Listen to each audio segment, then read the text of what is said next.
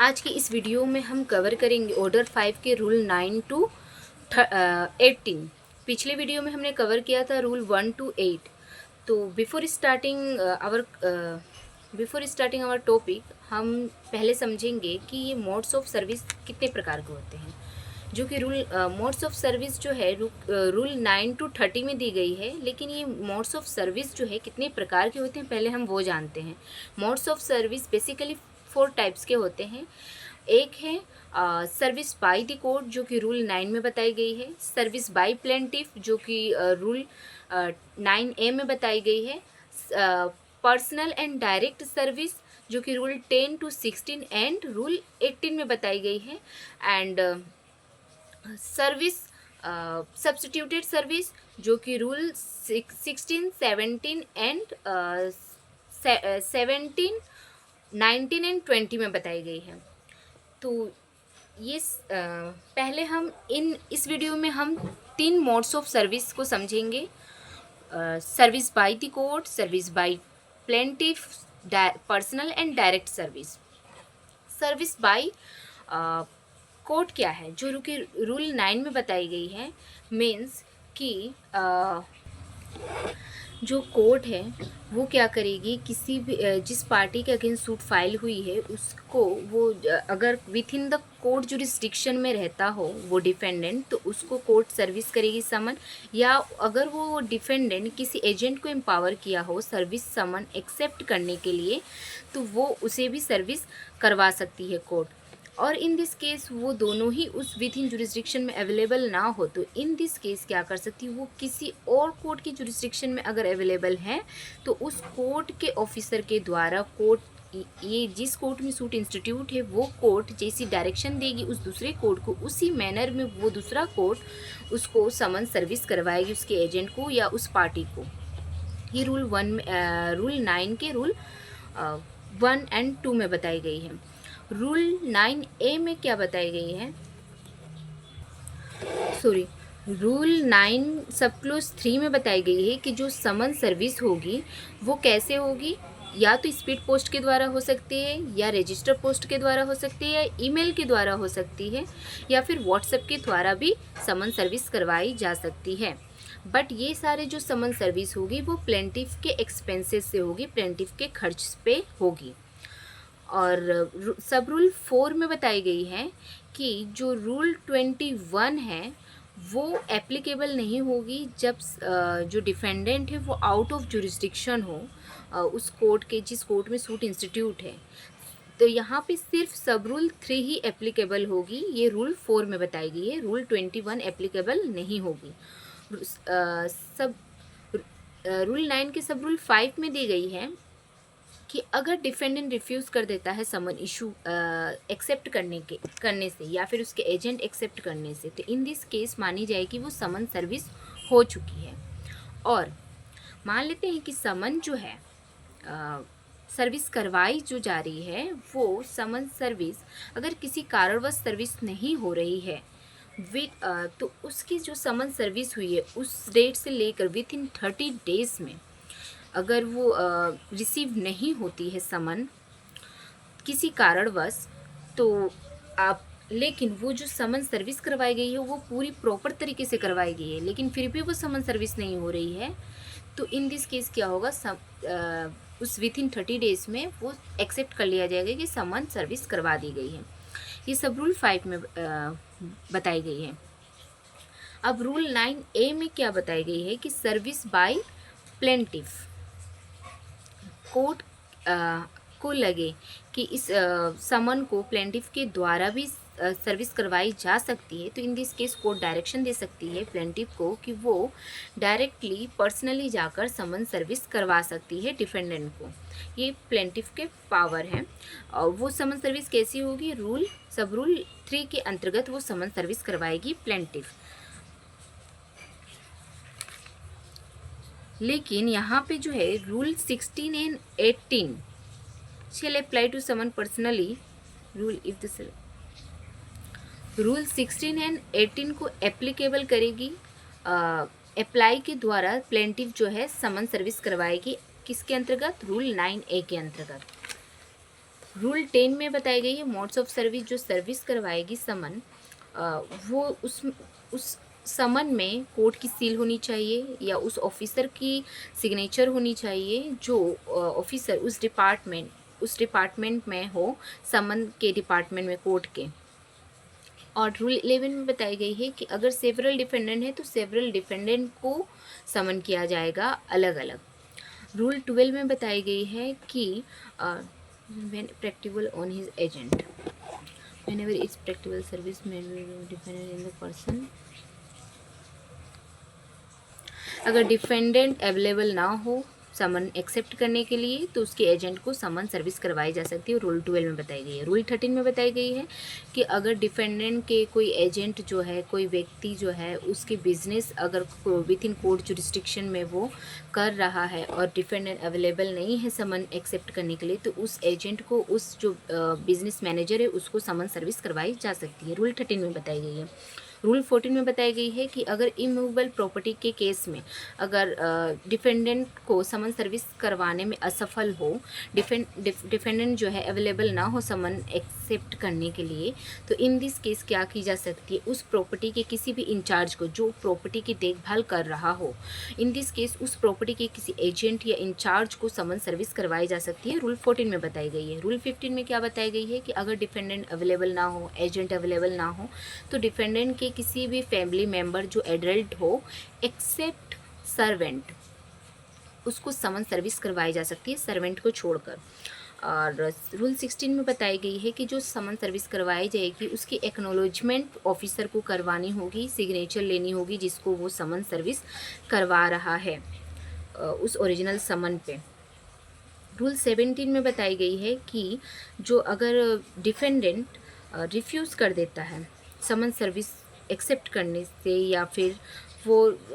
Defendant नहीं मिलता है,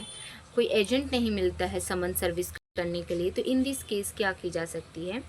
कि वो जो समन है उसके दरवाजे पे, घर के दरवाज़ा हो या जहाँ बिजनेस कर रहा हो वहाँ के दरवाज़ा हो, या जहाँ पे रह रहा हो वहाँ, जहाँ उस अवेलेबल ना हो, तो लास्ट रेसिडेंस में या फिर उसके बिजनेस किसी भी जगह पे उसको जो समन की एक कॉपी है उसके डोर पर लगा दी जाएगी, तो इससे मान लिया जाए कि समन सर्विस हो गई है। रूल 18 में क्या बताई गई है, endorsement of time and manner of service, जो जिस वक्त समन सर्विस करवाई जाएगी डिफेंडेंट को, उसकी टाइम और किस मैनर में सर्विस करवाई जा रही है, वो मैनर और उसकी सिग्नेचर सब इन डिटेल्स ऑफिसर लेगी और वो अपनी नोट डाउन करेगी कॉपी में। तो अब समझते हैं इसे हम बैरक लैंग्वेज में क्या कहती है। Order 5 rule 9 delivery of summons by court, court के द्वारा समन्स की डिलीवरी के बारे में बताई गई है। ये सब क्लोज 1 कहती है where the defendant resides within the jurisdiction of the court in which the suit is instituted, जिस कोर्ट में सूट इंस्टीट्यूट की गई है, सूट फाइल की गई है, उस कोर्ट के विद इन जुरिस्डिक्शन में अगर डिफेंडेंट रिसाइड करती हो, जहाँ रहती हो, और has an agent resident within that jurisdiction who is empowered to accept the service of the summons, और किसी एजेंट को एम्पावर की हो सर्विस ऑफ समन को एक्सेप्ट करने के लिए, उस एजेंट को या उस डिफेंडेंट को, जो दोनों में से कोई भी अगर with in the jurisdiction of the court रहता हो, तो इन दिस केस समन क्या हो सकती है, कोर्ट डायरेक्शन दे सकती है समन सर्विस करने की, be delivered or sent either to proper officer to be served by him or one of the subordinates, or to such courier service as are approved by the court, या तो proper officer के द्वारा court के, या फिर कोई subordinate जो है, या सब कुरियर सर्विस जो कोर्ट के द्वारा अप्रूव की गई है, इनमें से कोई भी किसी को भी डायरेक्शन दे सकती है कोर्ट समन सर्विस करने की, इस एजेंट को या फिर उस पार्टीज को, डिफेंडेंट को, जो with in the court of the jurisdiction रहती हो। ये सब रूल 1 है। सब रूल 2 क्या कहती है, द प्रॉपर ऑफिसर में be an office of a court other than that in which the suit is instituted, जिस कोर्ट में सूट इंस्टीट्यूट है उस कोर्ट के अलावा अगर दूसरे कोर्ट के ऑफिसर को भी कोर्ट क्या कर सकती है, where he is such an officer the summon may be send to him in such manner as the court may direct, court जिस जैसी डायरेक्शन देगी उस डायरेक्शन के उसी मैनर के हिसाब से समन सर्विस की जाएगी उस दूसरे कोर्ट के ऑफिसर के द्वारा। जिस कोर्ट के अगर मान लेते हैं कि जिस कोर्ट में सूट इंस्टीट्यूट हुई है उस कोर्ट में जो डिफेंडेंट है या उसके एजेंट है विद इन जुरिस्डिक्शन उस कोर्ट के नहीं रहते हैं, वो जहाँ रहते हैं उस दूसरे कोर्ट की जुरिस्डिक्शन को डायरेक्शन दे सकती है कोर्ट समन सर्विस करने के लिए, जिस मैनर में उसी मैनर में उसको दूसरे कोर्ट के ऑफिसर उस पार्टी को समन सर्विस करेगी। ये सब रूल 2 में दी गई है। सब रूल 3 क्या कहती है? The services of summon may be made by delivering or transmitting a copy thereof by registered post acknowledgement due addressed to the defendant or his agent empowered to accept the service or by speed post or by such courier services as are approved by the High Court or by the court referred to in sub-rule 1 or by any other means of transmission of documents including fax message or electronic mail service provided by the rules made by the High Court। ये जो समन service की जाएगी वो किस किस के द्वारा किया जा सकता है? रजिस्टर पोस्ट के द्वारा, स्पीड पोस्ट के द्वारा या कुरियर सर्विस के द्वारा भी की जा सकती है। और इसे अगर इन तीनों में से कुछ अवेलेबल ना हो तो इसके अलावा भी वो इलेक्ट्रॉनिक मेल के द्वारा भी सर्विस कर सकती है या फैक्स मैसेज मीन्स व्हाट्सएप के थ्रू भी समन सर्विस करवाई जा सकती है। Provided that service of summon under this sub rule shall be made at the expenses of the plaintiff। जो सर्विस की जाएगी ये सारे पोस्ट के माध्यम से, इसकी जो खर्च होगी वो प्लेंटिव देगी, उस प्लेंटिव के खर्च के द्वारा ही ये समन सर्विस करवाई जाएगी। सब रूल 3 में बताई गई है। सब रूल 4 क्या कहती है? Notwithstanding anything contained in sub rule 1 where a defendant resides outside the jurisdiction of the court in which the suit is instituted। जिस कोर्ट में सूट इंस्टीट्यूट है उस कोर्ट की जुरिस्डिक्शन के बाहर जहाँ डिफेंडेंट रहते हैं, and the court direct that the service of the summons on that defendant may be made by such mode of services of summon as is referred to in sub rule 3। सब rule 3 में जो दी गई है modes of service of summons, speed post और register post और courier service, इसके माध्यम से समन सर्विस करवाई जाएगी जब वो आउट ऑफ द जुरिस्डिक्शन रहता हो defendant, except by registered post acknowledgement due to the provisions of rule 21 shall not apply। order 5 rule 21 जो है वो एप्लीकेबल नहीं होगी इन दिस केस। जो जहाँ जो डिफेंडेंट है कोर्ट की जुरिस्डिक्शन के बाहर रहती हो, तो इन दिस केस में ये ऑर्डर 5 रूल 21 एप्लीकेबल नहीं होगी, सिर्फ रूल 3 एप्लीकेबल होगी। इसके माध्यम से समन सर्विस करवाई जाएगी। ऑर्डर 5 रूल 9 के सब रूल 5 कहती है when a acknowledgement or any other receipt purporting to be signed by the defendant or his agent is received by the court or postal article containing the summon is received back by the court with an endorsement purporting to have been made by a postal employee or by any person authorized by the courier service to the effect that defendant or his agent had refused to take delivery of the postal article containing the summon or had refused to accept the summon by any other means specified in sub rule 3 when tendered or transmitted to him, the court issuing the summon shall declare that the summon has been duly served on the defendant। जब सब rule 3 में जो बताई गई ये तरीका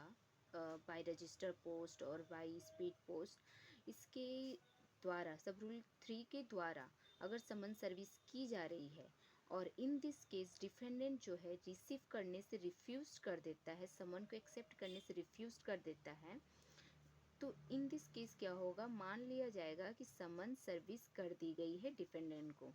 provided that where the summon was properly addressed, prepaid and duly sent by registered post acknowledgement due, The declaration referred to in this sub-rule shall be made notwithstanding the fact that the acknowledgement having been lost or misled or for any other reason has not been received by the court within the 30 days from the date of the issue of the summon. In this case क्या होगी कि जो समन अगर किसी कारणवश properly service की गई है, जो रूल सब रूल 3 में बताई गई है, प्रॉपरली एड्रेस की गई है, प्रॉपरली रजिस्टर के द्वारा समन सर्विस की गई है, और ये सब होने के बाद भी अगर किसी अदर रीज़न, किसी कारणवश अगर मिसलेड होता है या समन सर्विस नहीं हो पाती within 30 days from the date of the issue of summon जो इशू की गई है उसके विथ इन 30 डेज में अगर वो समन सर्विस नहीं होती है किसी कारणवश, तो ये भी मान ली जाएगी कि समन सर्विस कर दी गई है, अगर ये प्रॉपर तरीके से सर्विस की गई हो तो।